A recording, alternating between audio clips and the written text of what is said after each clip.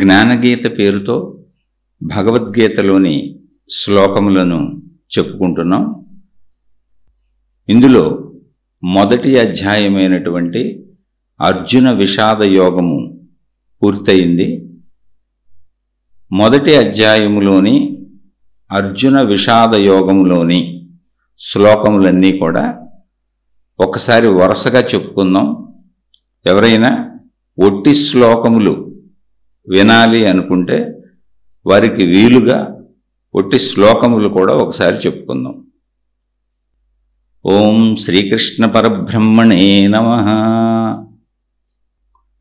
శ్రీమద్భగవద్గీత అథ ప్రథమోధ్యాయః అర్జున విషాదయోగః. ధృతరాష్ట్ర ఉవాచ ధర్మక్షేత్రే కురుక్షేత్రే సమవేతాయుయుత్సవః మామకాః పాండవాశ్చైవ కిమకుర్వత సంజయ. సంజయ ఉవాచ దృష్టా తు పాండవానీకం వ్యూఢం దుర్యోధనస్తదా ఆచార్యముపసంగమ్య రాజా వచనమబ్రవీత్. పశ్యేతాం పాండుపుత్రాణాం ఆచార్య మహతీం చ మూం వ్యూఢాం ద్రుపదపుత్రేణ తవ శిష్యేణ ధీమతా. అత్ర శూరా మహేశ్వాసాః భీమార్జున సమాయుధీ యుయుధానో విరాటశ్చ ద్రుపదశ్చ మహారథః. దృష్టకేతుశ్చేకితానః కాశీరాజశ్చ వీర్యవాన్ పురుజిత్ కుంతీ భోజశ్చ శైబ్యశ్చ నరపుంగవః.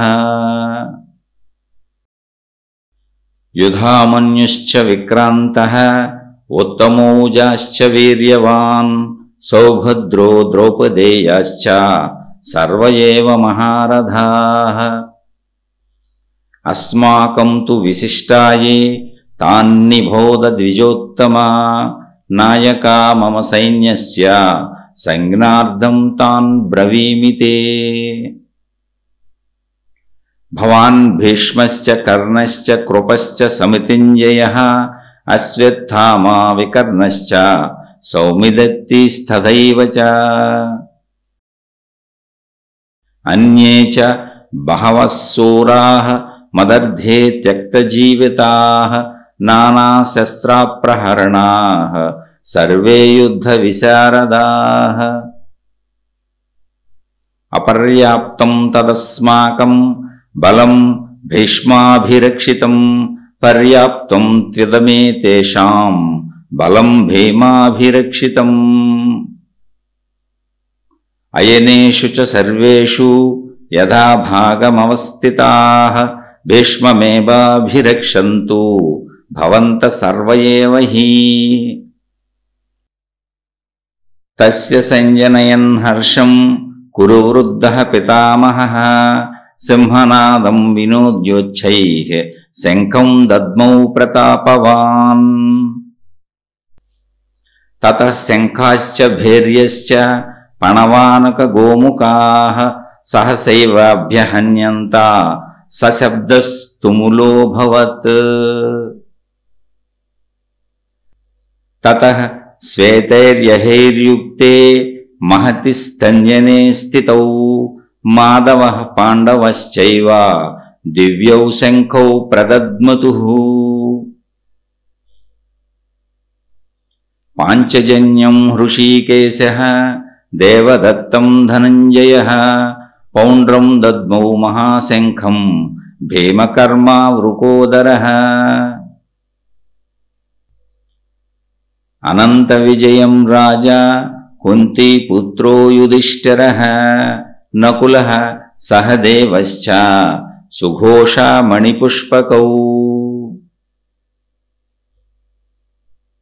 కాశ్చశ్చ పరమేశ్వాసః శిఖండీ చ మహారథః దృష్టద్యుమ్నో విరాటశ్చ సాత్వికీశ్చ పరాజితః.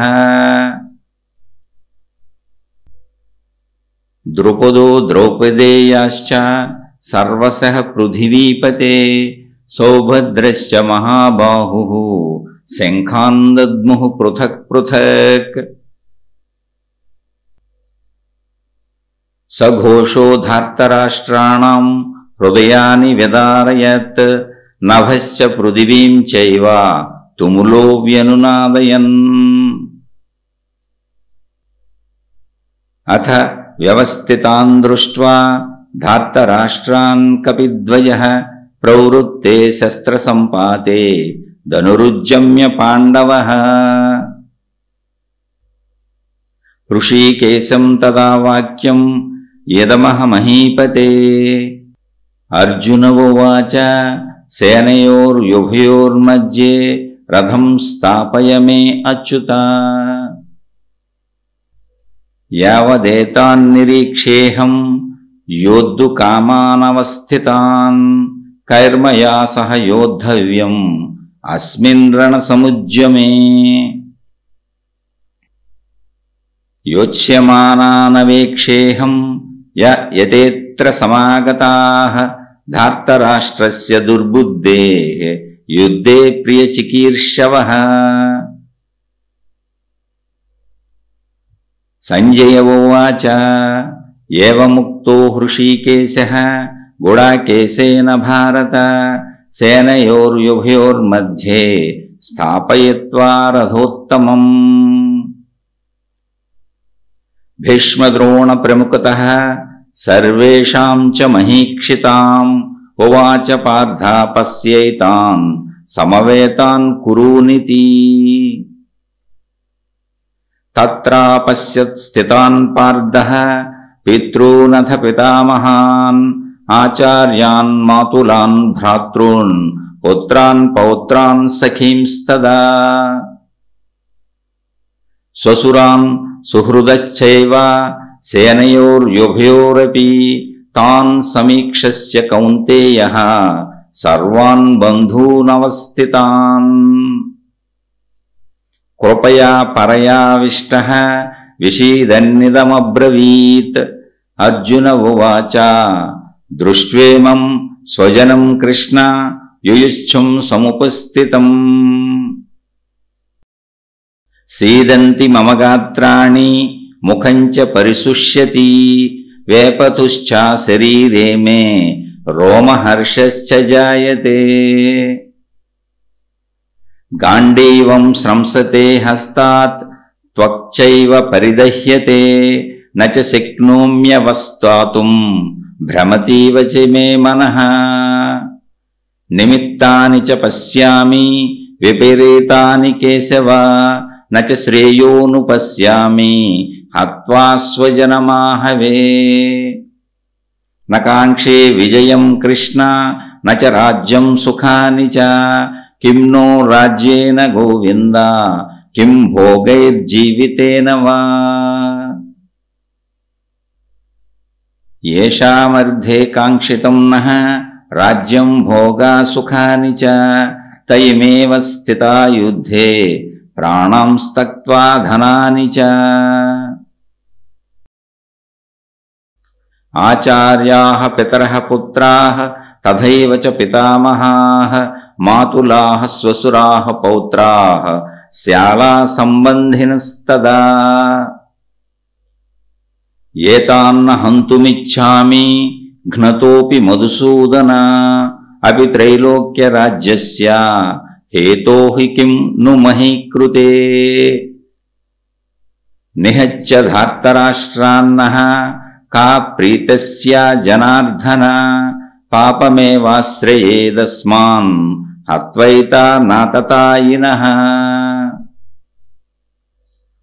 తస్మాన్నార్హా వయం హంతుం ధార్తరాష్ట్రాన్ స్వబాంధవాన్ స్వజనం హి కథం హత్వా సుఖినః సౌమ్యమాధవ. యద్యప్యేతేన పశ్యంతి లోభోపహతచేతసః కులక్షయకృతం దోషం మిత్రద్రోహే చ పాతకం. కథం న జ్ఞేయామస్మాభిః పాపాదస్మాన్నివర్తితుం కులక్షయకృతం దోషం ప్రపశ్యద్భిర్జనార్దన. కులక్షయే ప్రణశ్యంతి కులధర్మాः సనాతనాః ధర్మే నష్టే కులం కృత్స్నం అధర్మోభిభవత్యుత. అధర్మాభిభవాత్ కృష్ణ ప్రదుష్యంతి కులస్త్రియః స్త్రీషు దుష్టాసు వాష్ణేయ జాయతే వర్ణసంకరః. సంకరో నరకాయైవ కులజ్ఞానాం కులస్య చ పతంతి పితరో హ్యేషాం లుప్తపిండోదకక్రియాః. దోషైరైతైః కులజ్ఞానాం వర్ణసంకరకారకైః ఉత్సాద్యంతే జాతిధర్మాః కులధర్మాశ్చ శాశ్వతాః. ఉత్పన్నకులధర్మాణాం మనుష్యాణాం జనార్దన నరకే నియతం వాసః భవతీత్యనుశుశ్రుమా. అహోబత మహత్పాపం కర్తుం వ్యవసితా వయం యద్రాజ్యసుఖలోభేన హంతుం స్వజనముజ్జతాః. యది మామ ప్రతీకారం అశస్త్రం శస్త్రపాణయః ధార్తరాష్ట్రారణే హన్యుః తన్మే క్షేమతరం భవేత్. సంజయ ఉవాచ ఏవముక్త్వార్జునః సంఖ్యే రథోపస్థ ఉపావిశత్ విసృజ్య సశరం చాపం శోక సంవిఘ్నమానసః. ఓం తత్సత్ ఇది శ్రీమద్భగవద్గీతాసు ఉపనిషత్సు బ్రహ్మ విద్యాయాం యోగశాస్త్రే శ్రీకృష్ణార్జున సంవాదే అర్జున విషాదయోగో నామ ప్రథమోధ్యాయః.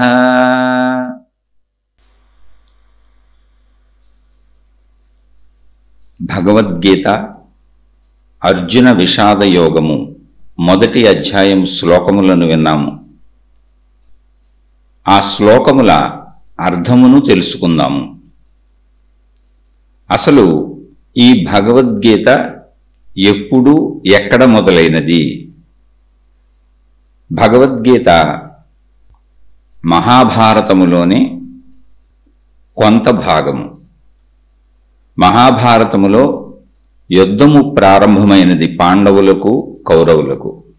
10 రోజులు గడిచిని భీష్ముడు అర్జునునిచే కొట్టబడి రణరంగములో కూలిపోయాడు. ఈ వృత్తాంతాన్ని అంటే భీష్ముడు పడిపోయాడు అనేటువంటి విషయాన్ని సంజయుడు ధృతరాష్ట్రునికి చెప్పాడు. అప్పుడు అనేక రకాలుగా మానసిక క్షోభకు గురైనటువంటి ధృతరాష్ట్రుడు శోకముతో సంజయుడిని అడిగాడు, అసలు యుద్ధము మొదలుపెట్టినది మొదలుకొని ఇప్పటి వరకు జరిగినటువంటి విషయములన్నీ నాకు చెప్పవలసిందిగా సంజయుడిని ధృతరాష్ట్రుడు అడిగాడు. అప్పుడు సంజయుడు యుద్ధము మొదలవడానికి ముందు కౌరవసేనలు పాండవసేనలు కురుక్షేత్రములో ఎదురెదురుగా నుంచున్న దగ్గర నుంచి వాళ్ళు యుద్ధ సన్నద్ధులై యుద్ధం చేసుకోవటానికి సమరశంఖారావములు పూరించటం, అక్కడ అర్జునుడు తాను యుద్ధానికి విముఖుడుగా ఉన్నాను అని యుద్ధము చెయ్యను అని శ్రీకృష్ణ పరమాత్మకు చెప్పటం, అప్పుడు శ్రీకృష్ణ పరమాత్మ అర్జునునకు భగవద్గీతను బోధించటము జరిగింది. అదే ఈ భగవద్గీత. దీనిని సంజయుడు ధృతరాష్ట్రుడికి ఉన్నది ఉన్నట్లుగా చక్కగా చెప్పాడు. ఆ శ్లోకాలను ఇందాక మనం విన్నాం. అందులో మొదటి శ్లోకం, అసలు భగవద్గీత స్టార్ట్ అవటమే ధర్మక్షేత్రే కురుక్షేత్రే అని మొదలైంది. అంటే ధర్మ అనే శబ్దంతో మొదలైంది.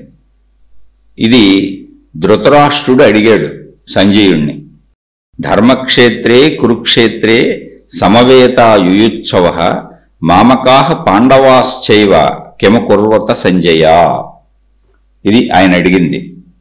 మొట్టమొదటి భగవద్గీతలోని మొదటి శ్లోకం, ధర్మ అనే పదంతో స్టార్ట్ అయింది ఈ భగవద్గీత. అంటే మొత్తం ధర్మ సంస్థాపన కోసమే ధర్మ జీవితం ఎలా గడపాలో, ధర్మ జీవితం గడపాలంటే ఎలా ఉండాలో, ధర్మం ఏంటో మొత్తం ఈ భగవద్గీతలో బోధించబడింది. దానికి సూచనగా ధర్మము అనేటువంటి పదముతోనే ఈ భగవద్గీత మొదలైంది. మొదటి శ్లోకం యొక్క తాత్పర్యం, ధృతరాష్ట్రుడు అడుగుతున్నాడు సంజయుడిని, సంజయ, నా వాళ్ళైనటువంటి దుర్యోధనాదులు అనగా కౌరవులు, పాండుపుత్రులైనటువంటి ధర్మరాజులు అంటే ధర్మరాజాదులు అనగా పాండవులు యుద్ధము చేయాలనేటువంటి ఉత్సాహముతో పుణ్యభూమి అయినటువంటి కురుక్షేత్రమునకు వెళ్ళారు. అక్కడ ఏమి జరిగినది? ఇది మొట్టమొదటగా ధృతరాష్ట్రుడు అడిగినటువంటి మొదటి శ్లోకము యొక్క అర్థము. రెండవ శ్లోకము యొక్క అర్థం, ధృతరాష్ట్రునితో సంజయుడు మరలా సమాధానం చెప్పాడు ధృతరాష్ట్రుడు అడిగిన దానికి. అయ్యా, రాజు అయినటువంటి దుర్యోధనుడు వ్యూహాకారముగా ఉన్నటువంటి పాండవ సేనను చూచి, వ్యూహాకారముగా అంటే యుద్ధము చేయటానికి ఒక వ్యూహ రచన చేసుకుంటారు, అలా నిలబడి ఉన్నటువంటి పాండవ సేనను చూచి అక్కడి నుంచి తన గురువైన ద్రోణాచార్యుడి దగ్గరికి వెళ్ళి ఈ విధముగా చెప్పాడు. అది రెండవ శ్లోకము. మూడవ శ్లోకము దుర్యోధనుడు చెప్పినటువంటి మాటలు. ఓ గురువర్య, బుద్ధిశాలియు మీ శిష్యుడు అయినటువంటి దృష్టద్యుమ్నుని చేత వ్యూహాకారముగా అంటే ప్లాన్డ్గా నిలబెట్టబడి ఉన్నటువంటి పాండవుల యొక్క ఆ గొప్ప సైన్యాన్ని చూడండి అని చెప్పాడు. ఇది దుర్యోధనుడు చెప్పినటువంటి శ్లోకం, దాని తాత్పర్యం. ఇక శ్లోకముల యొక్క తాత్పర్యము, పాండవ సేనను చూడమని దుర్యోధనుడు తన గురువుకు చెప్పాడు. ఆ కంటిన్యూ ఇంకా చెబుతున్నాడు ఆయన. ఈ పాండవ సేన యందు చాలా గొప్ప విలువిద్య తెలిసినటువంటి విలుగాళ్ళు అంటే నైపుణ్యము కలిగిన వాళ్ళు, భీమార్జునులతో యుద్ధములో సమానమైనటువంటి ఎంతోమంది వీరులు అక్కడ ఉన్నారు. వాళ్ళల్లో కొందరు పేర్లు చెప్పాడు. యుయుధానుడు, విరాటుడు, మహారథుడైన ద్రుపదుడు, దృష్టకేతువు, చేకితానుడు, పరాక్రమవంతుడగు కాశీరాజు, పురుజిత్తు, కుంతీభోజుడు, నరోత్తముడగు శైబ్యుడు, శౌర్యవంతుడగు యుధామన్యుడు, పరాక్రమశాలియగు ఉత్తమౌజుడు, అభిమన్యుడు, ఉపపాండవులు, వీరందరూ మహారథులే అయి ఉన్నారు అని చెప్పాడు. మహారథుడు అంటే 10,000 మంది సైన్యముతో ఒక్కడే యుద్ధము చేయగలిగిన వాణ్ణి మహారథుడు అంటారు. ఆ తర్వాత మరలా ఈ పాండవుల వైపు ఉన్నటువంటి వీరులను గురించి చెప్పి తన వైపు ఎవరున్నారో దుర్యోధనుడు వాళ్ళ గురించి చెబుతున్నాడు. ఓ బ్రాహ్మణోత్తమ అంటే ద్రోణాచార్యులు వారు వాళ్ళ గురువు గారు బ్రాహ్మణులు, అందుకని ఓ బ్రాహ్మణోత్తమ, ఇక మన సైన్యములో ప్రముఖులు సేనానాయకులు ఎవరు కలరో వారులను అంటే వాళ్ళందరినీ మీకు జ్ఞాపకము కొరకు ఒకసారి చెబుతున్నాను వినండి అని తన వైపు ఎవరున్నారో చెబుతున్నాడు. మీరు అంటే ద్రోణాచార్యుల వారు, భీష్ముడు, కర్ణుడు, యుద్ధమందు జయశీలుడైన కృపాచార్యుడు, అశ్వత్థామ, వికర్ణుడు, భూరిశ్రవుడు, ఇంకను నా కొరకు వాళ్ళ ప్రాణాలను సైతం పణంగా పెట్టి యుద్ధానికి వచ్చినటువంటి అనేక మంది ఇతర వీరులు ఎందరో యుద్ధములో సమర్థులై అనేక రకాలైనటువంటి శస్త్ర అస్త్రాలు పొందిన వారై ఇక్కడ రెడీగా ఉన్నారు మన వైపు యుద్ధం చేయటానికి అని చెప్పాడు. తర్వాత అట్టి సూరులు కల అంటే అటువంటి వీరులు కల మన సైన్యము భీష్ముని చేత కాపాడపడుచు అపరిమితముగా ఉన్నది. అంటే పాండవ సైన్యం కంటే చాలా ఎక్కువ ఉన్నది. ఇక్కడ మన సేనానాయకుడు భీష్ముడు.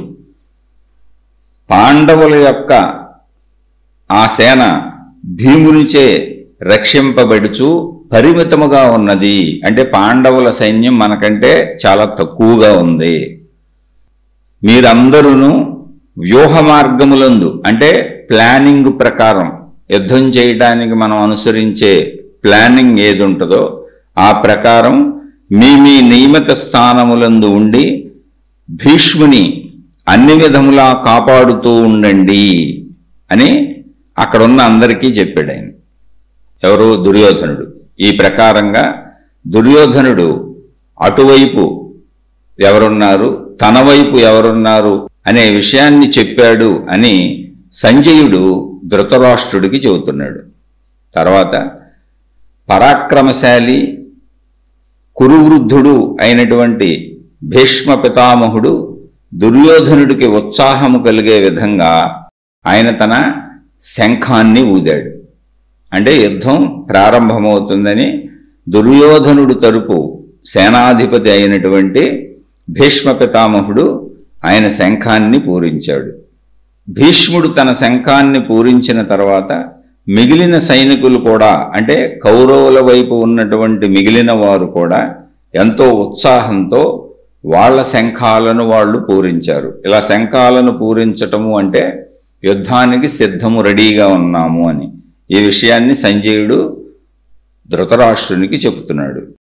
భీష్ముడు శంఖారావము చేసిన తరువాత కౌరవ సైన్యమందలి తక్కిన వారును శంఖములను, భేరులను, తప్పెటలను మొన్నగు అనేక వాటిని మ్రోగించి శబ్దములు చేశారు. ఆ శబ్దములు దిక్కులు పిక్కటిల్లెను, అన్ని వైపులా వ్యాపించి మారు మోగిపోయినాయి. ఆ తర్వాత తెల్లని గుర్రములు కలిగినటువంటి గొప్ప రథమునందు కూర్చొని ఉన్నటువంటి కృష్ణార్జునులు ఇరువురు తమ తమ దివ్య శంఖాలను ఊదారు. అంటే పాండవ సైన్యం వైపు నుంచి ముందు కౌరవ సైన్యం వారు మేము యుద్ధానికి సిద్ధమని వాళ్ళు శంఖారావాలు చేశారు. అనేక వాయిద్యములు గట్టిగా మ్రోగించి చెప్పారు. దానికి బదులుగా ఇటువైపు నుంచి మేము కూడా సిద్ధమే అని ముందుగా శ్రీకృష్ణ పరమాత్మ, తర్వాత అర్జునుడు శంఖాలను ఊదారు. ఆ తర్వాత అంటే వాళ్ళు ఊదిన శంఖాలను గురించి చెబుతున్నారు. శ్రీకృష్ణుడు పాంచజన్యమును శంఖాన్ని ఊదాడు, అర్జునుడు దేవదత్తమును శంఖాన్ని ఊదాడు, భయంకరమైనటువంటి బలము కలిగినటువంటి భీముడు పౌండ్రమును శంఖాన్ని ఊదాడు, కుంతీసుతుడైనటువంటి ధర్మరాజు అనంత విజయము అనే శంఖాన్ని ఊదాడు, నకులుడు సుఘోషము అనే శంఖాన్ని ఊదాడు, సహదేవుడు మణిపుష్పకము అనే శంఖాన్ని ఊదాడు. అదే విధముగా కాశీరాజు, మహారథుడు శిఖండి, దృష్టద్యుమ్నుడు, విరాటుడు, సాత్యకి, ద్రుపదుడు, ద్రౌపదీ తనయులైనటువంటి ఉపపాండవులు, అభిమన్యుడు వీళ్ళందరూ కూడా సైన్యములో వేరువేరు ప్రదేశముల్లో ఉన్నారు. అక్కడి నుంచే వాళ్ళ శంఖాలను ఊదారు. అందరూ కూడా ఇటు నుంచి కూడా యుద్ధానికి సిద్ధమే అని శంఖాలను ఊదారు. పాండవ వీరుల యొక్క శంఖముల యొక్క ఆ ధ్వని భూమ్యాకాశాలు దద్దరెల్లింపజేయుచు మోగింది. ఆ మ్రోత, ఆ శంఖధ్వని ఎలా ఉందంటే ఆ ధ్వనికి దుర్యోధనాదుల గుండెలు బద్దలైనట్టుగా అనిపించింది. వాళ్ళకు ఒక చిన్న జంకు కలిగింది కౌరవుల్లో. ఓ ధృతరాష్ట్ర మహారాజా, ఆ తర్వాత యుద్ధములో ఆయుధములు ప్రయోగించుకోవటానికి అందరూ సిద్ధమవుతూ ఉండగా కపిధ్వజము కలిగినటువంటి అర్జునుడు యుద్ధానికి సిద్ధమై ఉన్నటువంటి కౌరవ సైన్యాన్ని చూచి ఆయన ధనస్సును చేత్తో పట్టుకొని శ్రీకృష్ణ భగవానునితో ఇలా అన్నాడు. ఓ కృష్ణ, యుద్ధారంభమునందు అంటే యుద్ధము మొదలు పెట్టడానికి ముందు నేను ఎవరితో యుద్ధము చేయాలో అటువంటి వారినందరినీ ఒక్కసారి చూడదలిచాను. అంటే ఎవరెవరు నాతో యుద్ధము చేయటానికి వచ్చారో వాళ్ళందరినీ నేను చూడాలనుకుంటున్నాను. వాళ్ళందరూ నాకు కనపడేలా మన రెండు సైన్యముల మధ్య రథాన్ని నిలుపుము. అని శ్రీకృష్ణుణ్ణి అర్జునుడు అడగటం జరిగింది. దుష్టబుద్ధి కలిగినటువంటి దుర్యోధనుడు ఈ యుద్ధానికి కాలు దువ్వాడు. అటువంటి దుర్యోధనుడి తరపున యుద్ధము చేసి దుర్యోధనుడికి ఆనందము కలగజేయాలని ఎవరెవరు వచ్చారో ఆ వీరులందరినీ ఒకసారి నేను చూడాలనుకుంటున్నాను. అంటే ఆ చెడ్డవాడి వైపు అసలు ఎవరున్నారు, మనతో యుద్ధం చేయడానికి ఎవరు వచ్చారో వాళ్ళందరినీ నేను ఒకసారి చూడాలనుకుంటున్నాను కృష్ణ అని అర్జునుడు అడగటం జరిగినది. సంజయుడు ఇలా చెబుతున్నాడు, ఓ ధృతరాష్ట్ర మహారాజా, అర్జునుడు అలా కోరగా శ్రీకృష్ణుడు ఉత్తమమైనటువంటి వాళ్ళ రథమును 2 సేనల మధ్యలోనికి తీసుకువెళ్ళి భీష్ముడు ద్రోణులు అంటే గురువుగారైనటువంటి ద్రోణుడు వారి పక్కనే ఉన్నటువంటి అందరి రాజులకు ఎదుట నిలిపి, అంటే భీష్ముడు ద్రోణుడు బాగా కనపడేలా, మిగిలిన వాళ్ళందరూ కూడా కనపడుతూనే ఉన్నారు, కనపడేలా రథాన్ని నిలిపి, అర్జున ఇదిగో యుద్ధం చేయడానికి ఎదురుగా ఉన్నటువంటి కౌరవ సైన్యాన్ని చూడు అని చెప్పారు. ఆ పిమ్మట అంటే ఆ తర్వాత కృష్ణ భగవానుడు చెప్పగానే అర్జునుడు 2 సైన్యముల యందు ఉన్నటువంటి తండ్రులను, తాతలను, గురువులను, మేనమామలను, అన్నదమ్ములను, కొడుకులను, మనుములను, స్నేహితులను, మామలను, హితైషులను అంటే మేలుకోరే వారిని అందరినీ చూశాడు. వీళ్ళందరినీ చూశాడు ఒకసారి. అంటే అక్కడ ఉన్నోళ్ళందరూ ఎవరు?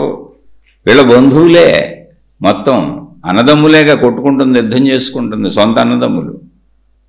ధృతరాష్ట్రుడు, పాండురాజు సొంత అన్నదమ్ములు, వాళ్ళ కొడుకులు వీళ్ళు.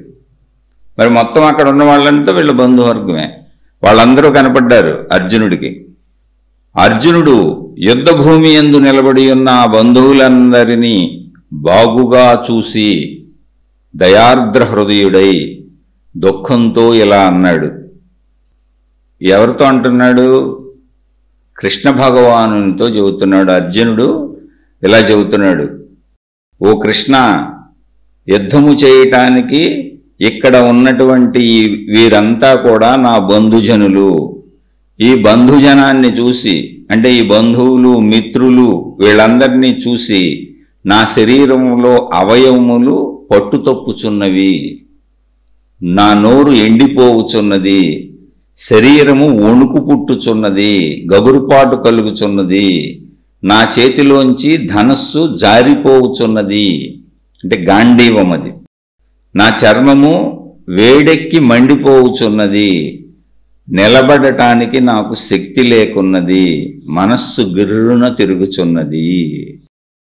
అంటే మొత్తం బంధువులే.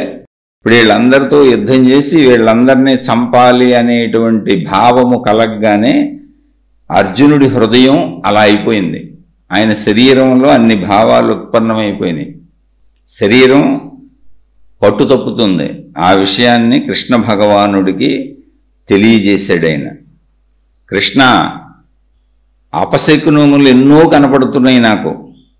యుద్ధములో బంధువులందరినీ చంపి నేను పొందే లాభమేంటో నాకు అర్థం కావటం లేదు. అంటే పాండవులందరి తరపున మాట్లాడుతున్నాడు ఆయన. సొంత వాళ్ళందరూ ఉన్నారు యుద్ధంలో, రెండు వైపుల సైన్యంలో, తమ వైపు అటువైపు. ఇప్పుడు వీళ్ళందరూ చనిపోతారు యుద్ధంలో. పైగా ఎదురుగా ఉన్నటువంటి వాళ్ళని ఖచ్చితంగా చంపాల్సిందే, లేకపోతే యుద్ధంలో గెలవటం కుదరదు. ఇప్పుడు వీళ్ళందరినీ చంపితే నాకు వచ్చే లాభం ఏంటో అసలు అర్థం కావట్లేదు. కృష్ణ, నాకు గెలుపు అక్కర్లేదు, అంటే విజయం అక్కర్లేదు, రాజ్యం అక్కర్లేదు, సుఖం అక్కర్లేదు, రాజ్యాలతో కానీ భోగాలతో కానీ అసలు జీవితంతోనే నాకేమీ ప్రయోజనము లేదని అనిపిస్తున్నది అని చెబుతున్నాడు.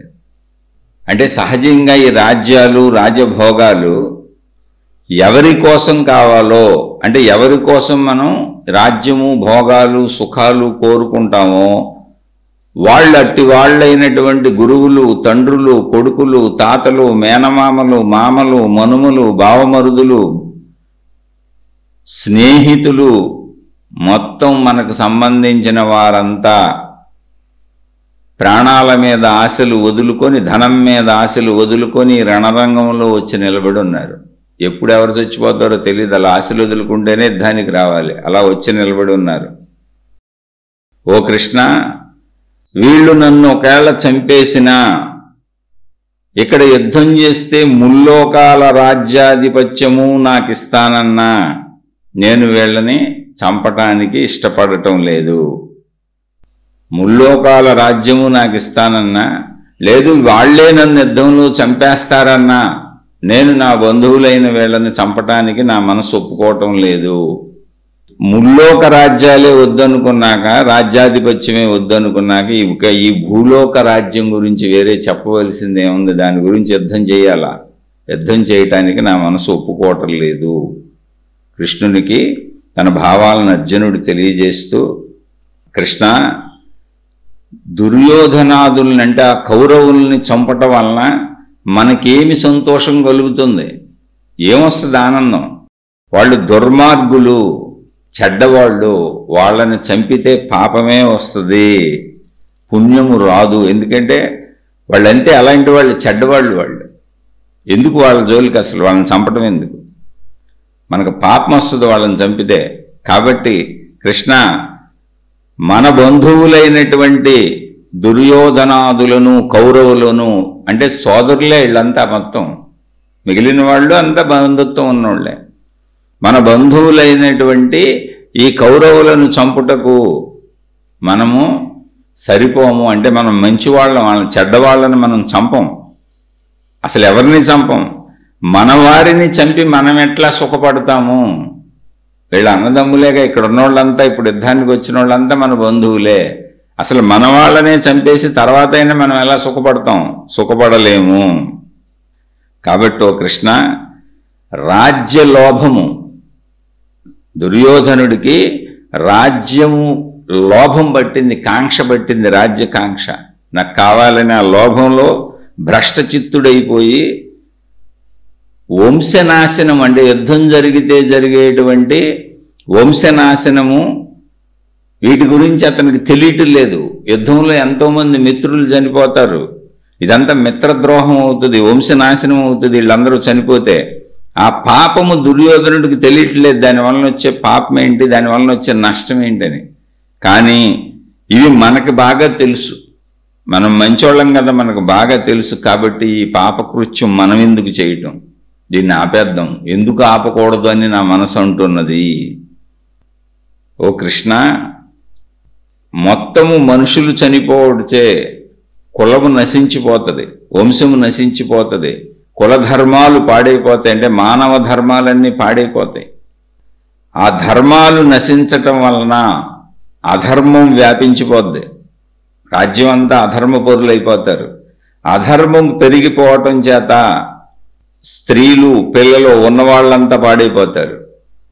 స్త్రీలు పాడైపోవటం వలన వర్ణ సంకరం ఏర్పడుతుంది. ఇక్కడ స్త్రీలు అనే పదం ఎందుకు వాడారంటే, పురుషులంతా యుద్ధానికి వచ్చారు, లక్షల మంది కుటుంబ యజమానులైన పురుషులు యుద్ధంలో ఉన్నారు.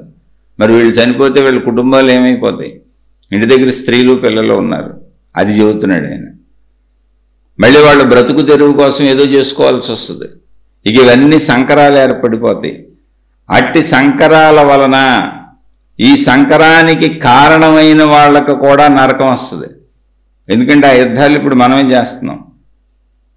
పితృదేవతలకే సరైనటువంటి కృతజ్ఞతలు తెలియజేసేటువంటి శ్రాద్ధములు, తర్పణములు ఇటువంటివి ఉండవు. ఎందుకని ఇక్కడ చచ్చిపోతున్నారు యజమానులు, అంతా అధర్మం వ్యాప్తి చెందుతుంది. కాబట్టి ఈ యుద్ధం చాలా వినాశనంగా కనపడుతుంది. కులనాశనం జరిగి, జాతి సాంకర్యము జరిగి, అనేక దోషాలకి కారణమయ్యి శాశ్వతమైన జాతి ధర్మాలు, కులధర్మాలు నశించిపోతాయి. కులధర్మాలు నశించిపోయినటువంటి పరిస్థితుల్లో మానవులకు శాశ్వతమైనటువంటి నరకమే కలుగుతుంది. ధర్మాలు పాటించిన వాళ్లే హాయిగా ఉంటారు, స్వర్గాల్లో ఉంటారు. ఈ విషయం పెద్దలు చెబితే విని ఉన్నాను. ఇప్పుడు మనం దానివలన యుద్ధం చేసి ఇంత వినాశనానికి పాలుపడటానికి నా మనసు ఒప్పుకోవటం లేదు. అయ్యో, ఆశ్చర్యంగా ఉంది. రాజ్య సుఖం కోసం, రాజ్యం అనే ఆశతో మనం మన బంధువులనే చంపటానికి రెడీ అయిపోయాము, తయారైపోయాము. ఈ మహాపాపం చేయటానికి కూడా మనం ముందుకు వచ్చేసాం యుద్ధం చేద్దామని. కేవలము రాజ్యము కావాలనే కాంక్ష చేత. చాలా ఆశ్చర్యంగా ఉంది నాకు అంటున్నాడు అర్జునుడు.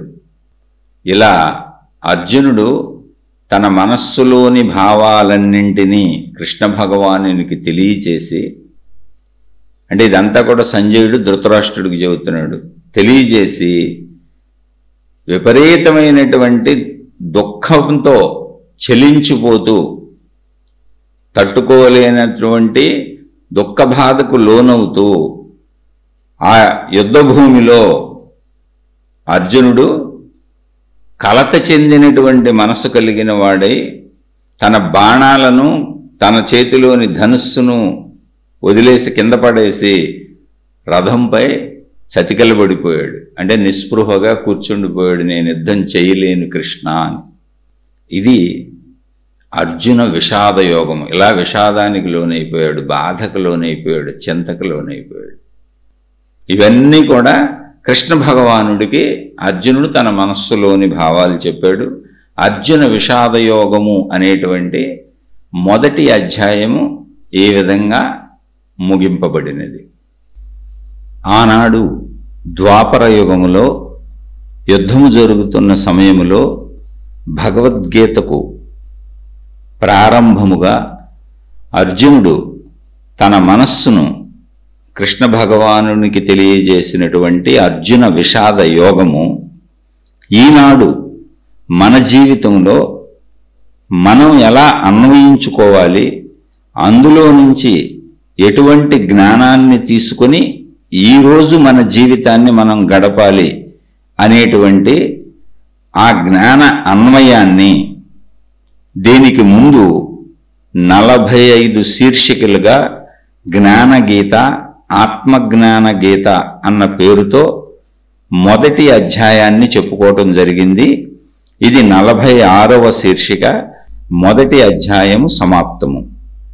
ఆసక్తి ఉన్నవాళ్ళు ఈ 46వ శీర్షికకు ముందు ఉన్నటువంటి 45 శీర్షికలు మొదటి అధ్యాయ శ్లోకములు, వాటి తాత్పర్యములు, మన జీవితానికి అన్వయాన్ని కూడా అందులో కలిపి చెప్పడం జరిగింది. కావలసిన వారు అవి వినవచ్చును. ఇంతటితో అర్జున విషాదయోగము మొదటి అధ్యాయము సమాప్తము.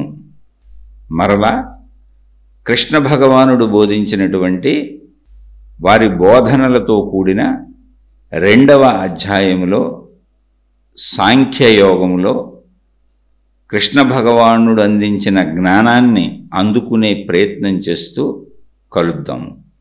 శుభమస్తు.